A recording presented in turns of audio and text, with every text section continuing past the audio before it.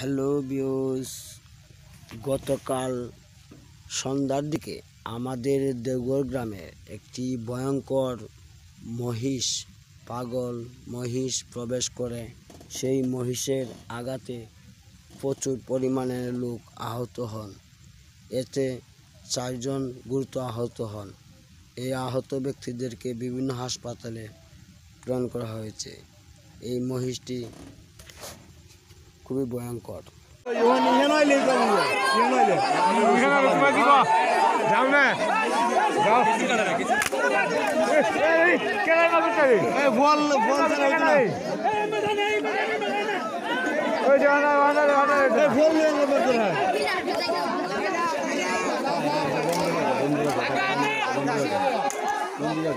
আরে একজন গেলে হইব,